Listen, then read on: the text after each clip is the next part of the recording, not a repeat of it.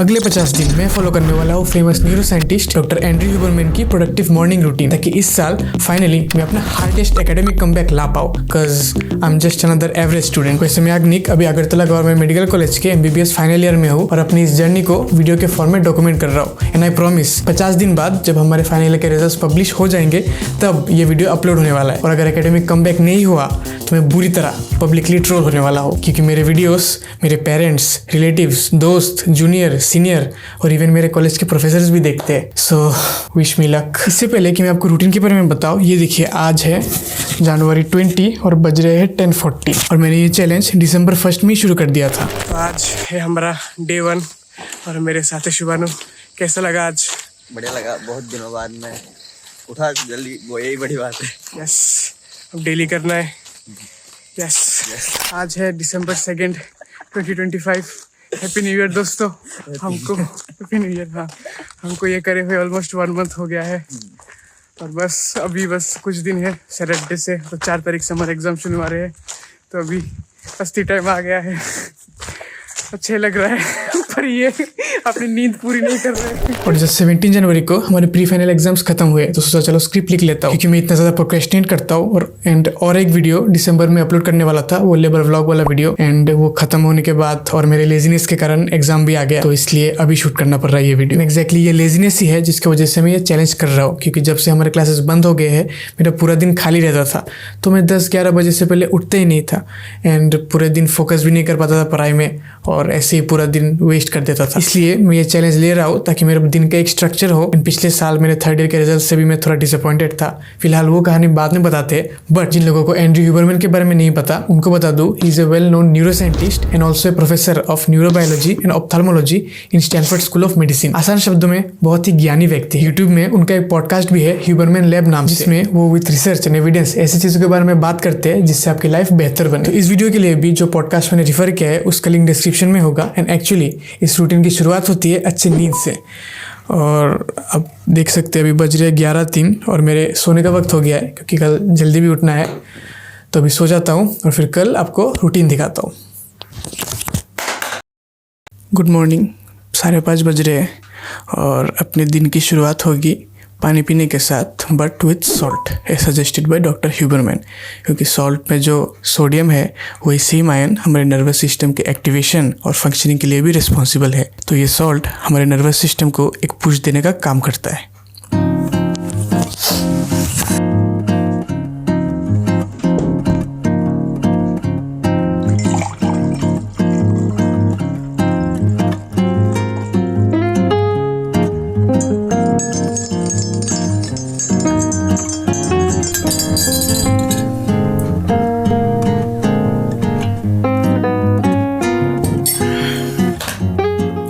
और जब दिमाग के घोड़े दौड़ने लग जाते हैं, जो ह्यूबरमैन सजेस्ट करते हैं बाहर धूप में जाने और फॉरवर्ड एम्बुलेशन करने के लिए, इसका मतलब है मॉर्निंग वॉक।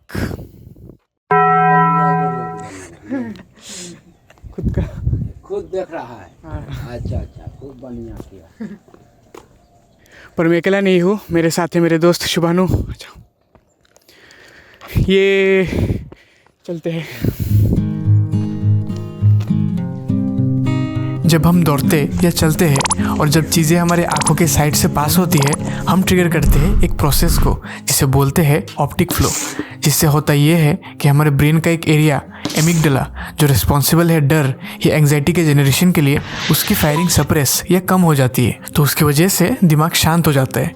तो जो एंग्जाइटी सुबह उठ के फ़ोन चलाने से होता था उसको हमने एलिमिनेट कर दिया। पर सिर्फ यही नहीं, ताकि नींद पूरी तरह से भाग जाए और हम अलर्ट हो जाए, उसके लिए हेल्प करती है सनलाइट, जिससे हमारे पूरे बॉडी को सिग्नल मिल जाता है कि दिन हो गया है और अपना काम शुरू कर दे। सनलाइट हमारे बॉडी के नेचुरल कोर्टिसोल पल्स को भी ट्रिगर करता है, which is good for our natural body clock. Plus vitamin D भी बन रहा है। प्लस चलने या दौड़ने से ही ऑल्सो स्टे फिट। जस्ट ये एक एक्टिविटी हमारे मेंटल और फिजिकल हेल्थ दोनों पे अच्छा इफेक्ट डाल रहा है, तो और क्या चाहिए।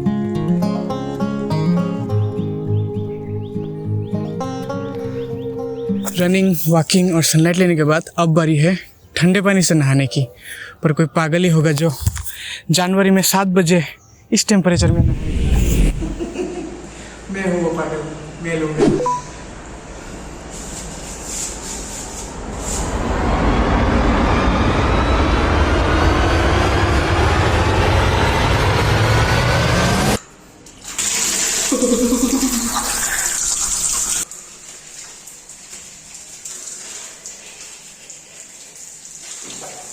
कोल्ड शावर लेने से हमारा बेसलाइन डोपामिन लेवल एक हेल्दी और नेचुरल तरीके से बढ़ने लगता है, ना कि कोई आर्टिफिशियल तरीके से, जैसे गेम खेलना हो गया, मूवीज या वेब सीरीज़ बिंज वॉच करना, या कोई एडिक्शन ही पकड़ लो।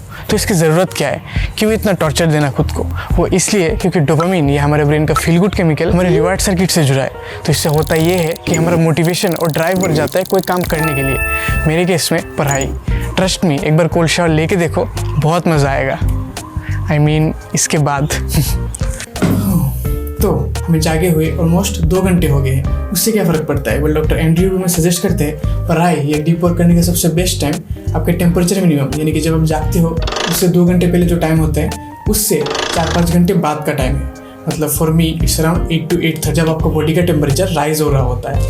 वो सजेस्ट करते हैं 90 मिनट्स के सेशंस में गोल ओरिएंटेड डीप वर्क करने के लिए without any distractions, and then आप 20 to 30 मिनट्स का ब्रेक ले सकते हैं। इन्हें अल्ट्रेडियन साइकिल्स भी कहते हैं। सो मैं अपने फ़ोन में 90 मिनट्स का अलार्म लगा दूंगा with do not disturb mode. और चलिए अपना पहला सेशन स्टार्ट करते हैं।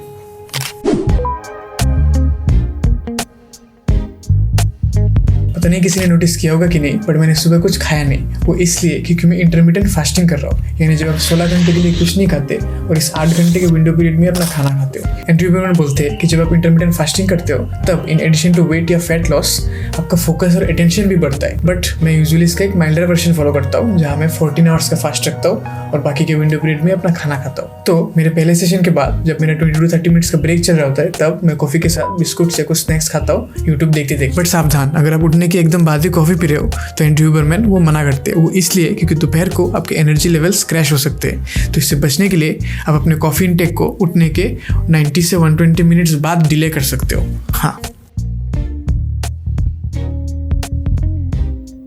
तो सुबह 2 सेशंस ख़त्म करके और खाना खा के मैं यूट्यूब देखता हूँ। और आपको तो पता होगा खाना खाने के बाद क्या मस्त नींद आती है, और अगर सो गए तो सीधा शाम को नींद खुलती है, और रात को सोने में भी दिक्कत आती है कुछ लोगों को। तो यस, आप सही सोच रहे हो, उसका भी जुगाड़ है हुबरमैन जी के पास।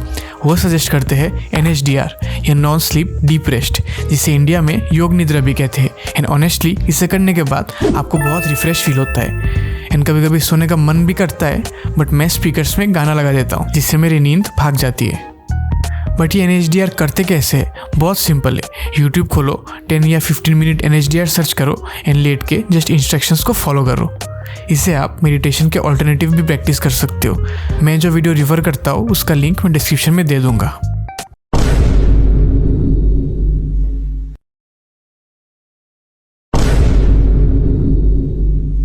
वैसे तो आफ्टरनून्स बेस्ट है कोई क्रिएटिव काम करने के लिए, बट राइट नाउ जब फाइनल्स बस 2 हफ्ते बाद है, मैं जस्ट एक सेशन के लिए पढ़ता हूँ और फिर छत पे चला जाता हूँ ताकि सनसेट को एंजॉय कर सकूँ, या जस्ट रिलैक्स करने वॉक करता हूँ। वैसे आप जब इवनिंग में सनसेट देखते हो या वॉक करते हो तो आपका बॉडी क्लॉक जो सुबह सनलाइट से एक्टिवेट हुआ था उसे नाइट मोड में जाने का सिग्नल मिलता है, just like your phone. And after returning around 5 PM मैं कॉफी पीते पीते यूट्यूब देखता हूँ। वैसे 4 बजे के बाद कॉफी पीना रिकमेंडेड नहीं है, एस कॉफी का इफेक्ट कम होने को ही 6 घंटे लग जाते हैं, जिससे सोने में भी दिक्कत आ सकती है। बट मेरे को नहीं आती, सो मैं पीता हूँ, बट आप अपना देख लेना। रात में एक और सेशन के बाद खाना खा के अपना लास्ट सेशन करके मैं सोने चला जाता हूँ। और इसी तरह मैंने कस्टमाइज किया है एंड्रयू हुबरमैन के रूटीन को मेरे खुद के लिए। तो दोस्तों, हमारे प्री फाइनल्स के रिजल्ट आ गए हैं। Yes, I am allowed to sit for the finals, but pre finals में जो गलतियाँ की थी अब वक्त आ गया उन्हें सुधारने का। तो इसलिए मैंने एक लिस्ट बनाया है कि मुझे क्या क्या करना चाहिए।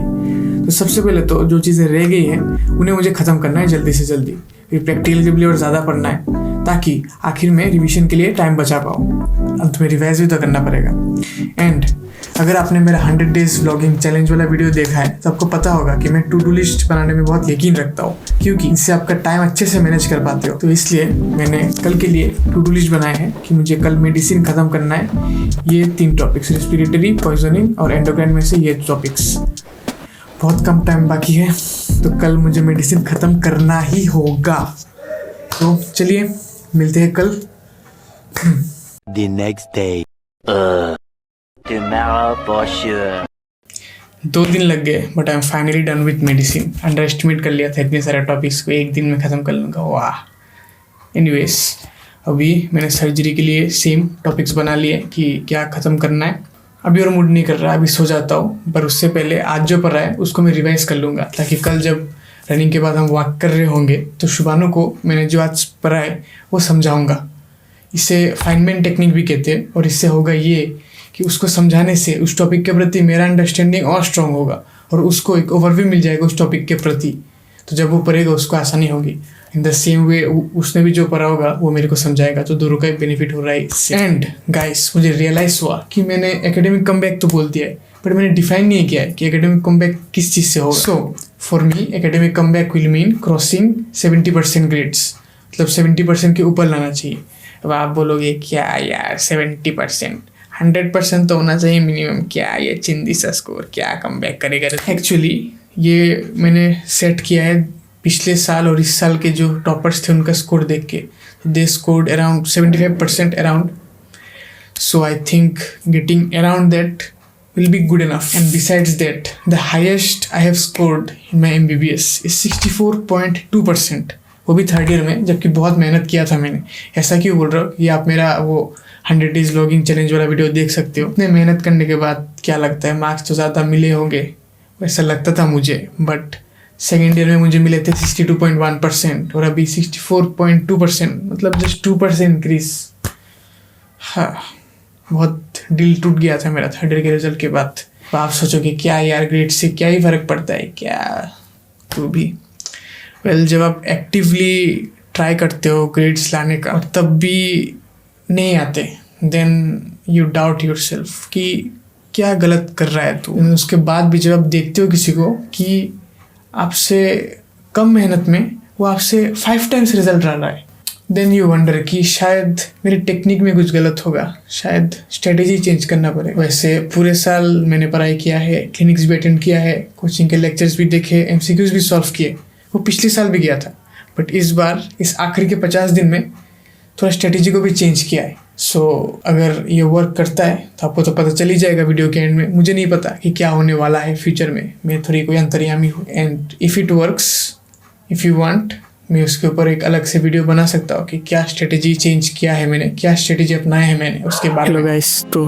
बस ये बोलने के लिए कैमरा खोला था कि आज का दिन प्रोडक्टिव नहीं गया, बिल्कुल मेरी गलती है। कल प्रोडक्टिव गया था तो आज का दिन ऐसे ही उड़ा दिया मैंने खुशी में। सुबह शुरू किया मैंने मिस्टर बीस्ट का बीस्ट गेम्स का एक एपिसोड देखने से, उसके बाद अभी तक यूट्यूब ही देख रहा हूँ। अभी कितने बज रहे देखिए। वैसे यही इकलौता दिन नहीं है कि अनप्रोडक्टिव गया। दिसंबर में जब घर गया था 3-4 दिनों के लिए गया था, 3-4 दिनों के लिए बस, बट पूरा एक हफ्ता मेरा अनप्रोडक्टिव गया, मतलब मोमेंटम ही बिगड़ गया था पूरा। फिर उसके बाद जैसे हमारे प्री यूनिवर्सिटी एग्ज़ाम चल रहे थे तो थ्योरी के बाद जब प्रैक्टिकल चल रहे थे तब भी मतलब बीच में गैप्स होते हैं ना, तो इतना मूवीज़ देखा मैंने, ओ माय गॉड। और फिर भी कुछ दिन पहले मामा के घर गया था 2 दिन, तो तब भी नहीं पड़ा।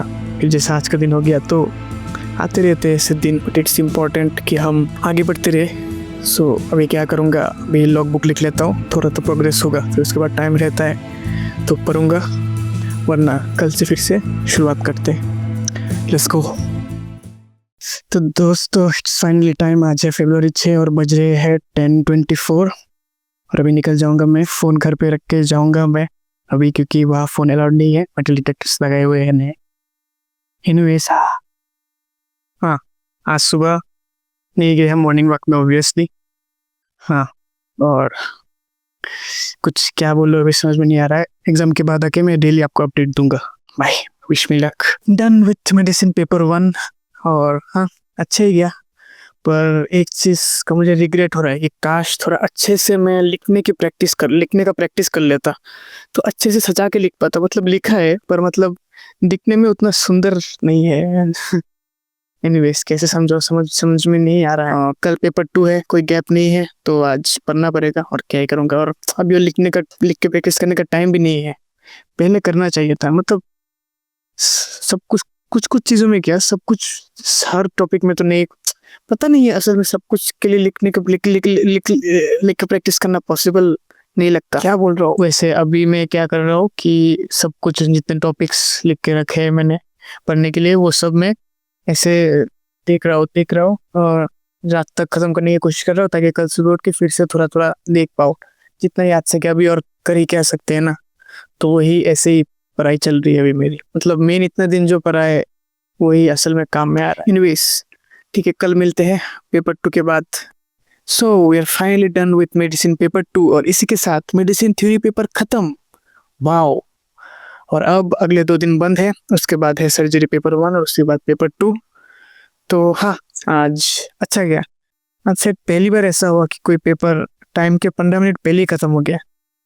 अच्छा था, अच्छे से लिखा, पर प्रॉब्लम ये है, अभी कहीं अच्छा गया होगा, हर किसी को सेम मार्क्स तो नहीं मिल सकता। वो डिपेंड करता है, अलग अलग बंदे कॉपी चेक करते हैं, बहुत सारी चीज़ों के ऊपर डिपेंड करते हैं। एनीवेज, वो सब मेरे हाथों में नहीं है। मैंने बहुत अच्छी तरीके से एग्ज़ाम दिया, वही मैटर करता है। और हाँ, आई एम सेटिस्फाइड मेरे प्रिपरेशन से। और अभी अगले 2 दिन बंद है, उसके बाद है surgery. So yeah bye, let meet after surgery paper 1। Good morning दोस्तों। सो नेक्स्ट हमारा सर्जरी एग्ज़ाम है, पर सर्जरी में प्रॉब्लम ये है कि unlike medicine and other subjects, उनके पास क्लियर डिस्टिंक्शन नहीं है कि पेपर 1 में क्या आएगा और पेपर 2 में क्या आएगा। तो पूरा सिलेबस पढ़ना पड़ेगा, ऑब्वियसली पढ़ना पड़ेगा, पर अगर जाना होता, मतलब पता होता कि कौन से पेपर में क्या आएगा, तो आज का दिन और कल का दिन वैसे प्लान कर सकता था, लाइक मेडिसिन। बट नो, वैसे हाँ, आज सुबह गया था मॉर्निंग वॉक पे, फिर कोल्ड शावर भी ले चुका हूँ। और चलिए अभी अपना पहला सेशन स्टार्ट करते हैं। Done with surgery paper 1। हाँ, जैसे तैसे पूरा सिलेबस रिवाइज करके गया था। हाँ, अच्छा ही हुआ, पर आज ऑर्थो का एक भी क्वेश्चन नहीं आया, तो इसका मतलब कल 50 मार्क पूरा ऑर्थो का आने वाला है। एनीवेज, ऐसा लगा आज बहुत ज़्यादा लिखा है, ज़रूरत से ज़्यादा लिख दिया है, पर 1-2 क्वेश्चन में थोड़ा थोड़ा नया टाइप का था, तो लिखा है जैसे तैसे करके अभी। और जितना मुझसे हुआ मैंने लिखा, ये देखते हैं क्या होता है। फिलहाल ऑर्थो का एक भी नहीं आया, कल आएगा। ओके, नो प्रॉब्लम, कल मिलते हैं दोबारा। तो इसी के साथ सर्जरी को भी गुड बाय बोलना पड़ रहा है थ्योरी पेपर में, क्योंकि सर्जरी पेपर 2 भी खत्म हो गया। आज जब MCQ पेपर मिला था, ठीक है, 10 में से आई थिंक 8 या 9 मेरे को आ रहे थे। मैं तो खुश हो गया, वाओ यस, अब हो गई मजे। मतलब 5 मिनट भी नहीं हुए थे और हो गया था मेरा, बहुत खुश था मेरे। फिर जब मेन पेपर आया तो उसने मेरे को बोला औकात में रहो, क्योंकि मतलब क्वेश्चंस, मतलब कैसे डिस्क्राइब करो कि मतलब ऐसे थे कि कुछ क्वेश्चंस है, मतलब इनका कंटेंट इतना ही होता है। अब बात आ जाती है नॉलेज पे नहीं, क्रिएटिविटी पे, कि आप इसको कैसे अच्छे से लिख सकते हो। तो उतना सेटिस्फाइड नहीं हूँ मैं इस पेपर के बाद। एनीवेज, देखते हैं आगे। अब आगे 2 दिन का बंद है, उसके बाद है ऑब्सगैनी पेपर 1 और 2। ठीक है, बाय, मिलते हैं। सो हम भी आया ऑब्सगैनी पेपर 1 दे के, and honestly I don't feel that good about this paper, because से पहले तो मतलब it was a bit hard for me. Questions कुछ ऐसे थे कि लाइक थोड़ा जनरलाइज टाइप के क्वेश्चन है, सो तुम एक बार बस देख के रखते हो, तो इसलिए मैं अच्छे से बना के नहीं लिख पाया, और अभी अच्छा नहीं लग रहा। कल एग्ज़ाम है, सेकेंड पेपर गायनेकोलॉजी, देखते हैं। डन विथ ऑब्सगैनी पेपर 2, यानी इसी के साथ ऑब्सगैनी भी खत्म। एंड ऑनेस्टली आज कल वाले पेपर के कंपैरिजन में बहुत अच्छा हुआ, पर एक जगह में मुझे रिग्रेट रहेगा कि चीज़ों को अच्छे से सजा के लिखना। I clearly don't have that skill. So ये एक लेसन है जो लोग इस वीडियो को देख रहे हो, कि बस प्रिपरेशन के साथ अच्छे से लिखने की प्रैक्टिस कर लेना पहले। अभी तो फिलहाल टाइम नहीं है मेरे लिए, वो एक स्किल है आई गेस। वो एग्ज़ाम के दिन में तो नहीं आएगा, ऑब्वियसली तुम्हें प्रैक्टिस होना चाहिए कि कैसे एक चीज़ को अच्छी तरीके से लिखे। बस उसी जगह में मैं लैकिंग हूँ, अभी तो उसका कुछ कर नहीं सकते। एनीवेज, तो अभी मैं जाता हूँ, फाइनली टाइम आ गया है हेयर कट करने का। तो कल सुबह मिलते हैं, कल सुबह एक स्पेशल दिन है, कल सुबह मिलके बताता हूँ। तो गुड मॉर्निंग दोस्तों, आज हमारा आखिरी दिन है, मतलब इस चैलेंज का। दिसंबर में स्टार्ट किया था, दिसंबर, जनवरी, और आज है फरवरी का 16th। तो आज हम इसलिए बंद कर रहे हैं क्योंकि कल है हमारा पीडियाट्रिक्स का आखिरी फाइनल थ्योरी पेपर, उसके बाद 4 दिन लगातार प्रैक्टिकल एग्जाम्स। तो बहुत मुश्किल होने वाला है। तो आज ही हम अपना कंक्लूडिंग डे रखते हैं। ऑनेस्टली बताओ तो ये चैलेंज अच्छी तरीके से मैं नहीं कर पाता अगर मेरे साथ शुभानु नहीं होता, अकाउंटेबिलिटी पार्टनर। बहुत आसान बनाया, एक साथ हम आए और मैं तो इस एक्सपीरियंस को बहुत मिस करने वाला हूँ। शुभानु, तुम्हें क्या लगता है जो ये हम इतने महीने से कर रहे हैं, क्या एक्सपीरियंस कैसा था तुम्हारा? रात में देर से जागना तुम प्रेफर करोगे या सुबह ऐसे जल्दी उठ के करना तुम प्रेफर करोगे? सुबह उठना ही प्रेफर करूंगा, क्योंकि पहले मैं ऐसे रात में जागता था तो सुबह मतलब बहुत प्रॉब्लम होता था उठने में भी, सब कुछ करने में, और काफी कम टाइम मिलता था। दिन ही 12 बजे से स्टार्ट हो रहा है, बहुत लेट से स्टार्ट हो रहा है, पर अभी बहुत जल्दी स्टार्ट हो सकता है। ज्यादा टाइम मिलता है सब कुछ करने के लिए, पढ़ने के लिए, बाकी चीज करने के लिए।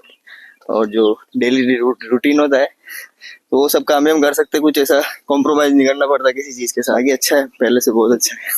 सही।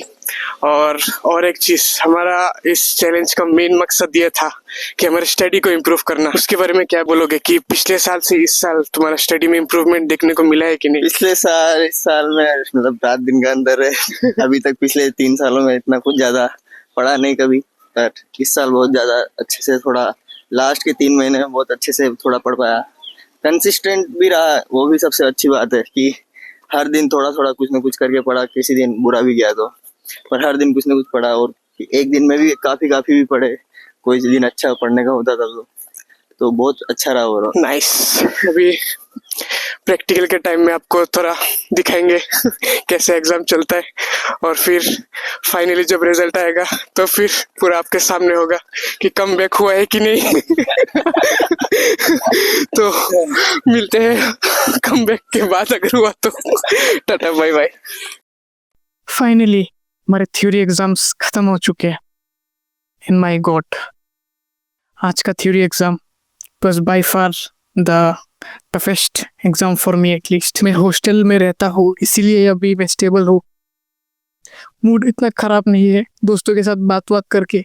अगर मैं घर में रहता तो मिनिमम शाम तक, रात तक तो लेटा हुआ रहता बिस्तर में, बिना कोई बात करे। ऐसा पेपर था यार, आज लिटरली मुझे रोना आ गया था यार। मतलब एक 10 मार्क्स का एक ऐसा क्वेश्चन था, ठीक है, तो इसका मतलब सब हर कोई कंफ्यूज थे। मतलब इसका हमें डायग्नोसिस करना था, ठीक है, तो कोई एक डायग्नोसिस की तरफ जो हम जाए वो पॉसिबल ही नहीं था उस एक क्वेश्चन के लिए। मतलब मूड इतना खराब हुआ ना, तो फिर मैंने सोचा बाद में लिखते हैं इसको, बात के लिए रख देता हूँ। फिर बात के लिए रख दिया इसको, और फिर जब लास्ट में टाइम नहीं बचा था ज्यादा, वो तो पता है मैं हर एग्जाम में बोल रहा हूँ कि मुझे अच्छे से लिखना नहीं आता। आई एम प्रीटी श्योर मैंने उसको लिखने में हक दिया है, मैंने उसको।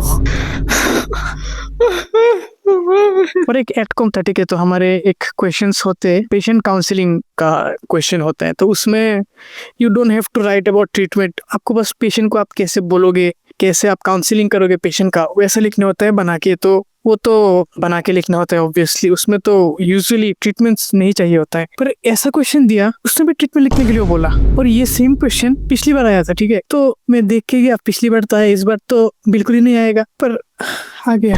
ये सबसे खराब गया मेरा, और अभी मुझे और बर्दाश्त नहीं हो रहा। सब कुछ बाहर में जाए, बस जल्दी एग्जाम खत्म हो यार। कल भी प्रैक्टिकल एग्जाम है, सर्जरी।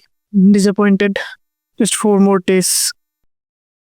अगर अब तक आपको देख के लगा कि बस थ्योरी एग्जाम से हार्ड होते हैं, तो आप प्रैक्टिकल्स को अंडर एस्टिमेट कर रहे हो। थ्योरी एग्जाम्स के इतने लंबे स्ट्रेच के बाद, जो ऑब्वियसली मेंटली चैलेंजिंग था, अब गेम एक लेवल और ऊपर जा चुका था, जहां आपका फिजिकल और इमोशनल स्ट्रेंथ की भी परीक्षा चल रही होती है। और खाना पीना, वेल, उसके बारे में भूल ही जाओ तो बेहतर है। और जब हर एग्ज़ाम पिछले दिन के मुकाबले 1 घंटे पहले शुरू हो रहा था, तो स्लीप साइकिल की ऐसी की तैसी हो जाती है। पढ़ने जाओ तो नींद आती है, और सोने जाओ तो नींद नहीं आती। फॉर एग्जांपल, जहाँ सर्जरी प्रैक्टिकल सुबह 9 से शाम के 4 तक चला, अपना आखिरी मेडिसिन प्रैक्टिकल सुबह 6:30 से लेके शाम के 6:30 तक खींच गया। पर जो खुशी एग्ज़ाम ख़त्म होने के टाइम हो रही थी ना, this was like one of the best feelings ever. आज है हमारा आखिरी दिन, मतलब ये जो हम डिस्कशन करते हैं, और कल हमारा लास्ट एग्जाम है फाइनल ईयर का, और हम और लगता नहीं और कभी मिलने वाले हैं, इसलिए कैमरा में सबको एक बार रिकॉर्ड कर लेता हूँ। बाद में फ्यूचर में जब देखेंगे तब ये लोग याद रखेंगे मेरे रूम में ये डिस्कशन होता था। आप लोग कोई मैसेज देना चाहते हो? और कभी ना बैठना पड़े इधर। Yes. 2 words of studies and 5 words of बकचोदी। ओके बाय, भी पढ़ना है, कल सुबह 7 बजे से एग्जाम है। Tata bye bye. सो हमारे रिजल्ट्स आ चुके हैं एंड यस आई पास। अब आप मुझे ऑफिशियली डॉक्टर बुला सकते हो। एक्चुअली जब घर पे वेकेशन मना रहा था तभी रिजल्ट्स आ गए थे। मैंने रिजल्ट्स देखा एंड आई वाज लाइक चलो ठीक है, अब इस वीडियो को एडिट करके ख़त्म करते हैं। बट जब मेरे रिजल्ट्स के बारे में मेरे पेरेंट्स और ग्रैंड पेरेंट्स को पता चला और वो लोग इतने खुश थे, देन आई वाज लाइक मैं डॉक्टर बन चुका हूँ। Wow nice. I don't know मैं ये क्यों बता रहा हूँ, बट चलिए अभी असली काम की बात पे आते हैं कि मेरे को कितने मार्क्स मिले। सो मुझे ये बताने में शर्म आ रही है क्योंकि ये मार्क ही कुछ ऐसा है। मुझे मिले हैं 69.3% और हाँ, 9 मार्क्स के लिए कमबैक का क्राइटेरिया मीट नहीं हुआ। And let's not talk about the fact कि 1 मार्क के लिए सर्जरी में डिस्टिंक्शन नहीं मिला। एक्चुअली मैंने इस वीडियो में टॉपर्स का स्कोर 75% को पकड़ के 70% का कट ऑफ रखा था, but this time the topper score 73.9%। आप बोलो कमबैक हुआ कि नहीं? जो भी हो, this time compare to last year 5.1% का इम्प्रूवमेंट हुआ है एंड इसलिए मैं हैप्पी हूँ। मुझसे जितना हो सकता था मैंने किया। एंड हाँ, गलतियाँ हुई है, बट कम ऑन, मैं भी तो एक इंसान ही हूँ। I am not perfect. पर इससे एक फ़ायदा ये हुआ कि आप लोग मेरी गलतियों से सीख सकते हो, क्योंकि आप लोग मेरे यूट्यूब फैमिली का पार्ट हो। तो इसी बात पे एक लाइक और सब्सक्राइब तो मैं भी डिजर्व करता हूँ। भाई अगर आप सोच रहे हो कि 50 डेज कैसे हुए दिसंबर, जनवरी और फरवरी लेके, वो इसलिए क्योंकि मैंने एग्जाम डेज को कैलकुलेट नहीं किया था। लोग प्री यूनिवर्सिटी और यूनिवर्सिटी 8 और 11 दिन का था रिस्पेक्टिवली, और जब मैं घर गया था वो वाला टाइम भी मेरे कैलकुलेशन के बाहर। खुशी की बात तो ये है कि अगले 1 साल तक मुझे कोई थ्योरी एग्जाम नहीं देना पड़ेगा। फिलहाल 1 अप्रैल से मेरा इंटर्नशिप स्टार्ट हो चुका है, उसका भी वीडियो आएगा, पर इस बार लग रहा है सच में थोड़ा देर होगा। तब तक अगर आपने मेरे 3rd ईयर फाइनल एग्जाम्स का व्लॉग नहीं देखा तो क्या कर रहे हो, यहाँ पे क्लिक करो और देखो, जाओ। बाय।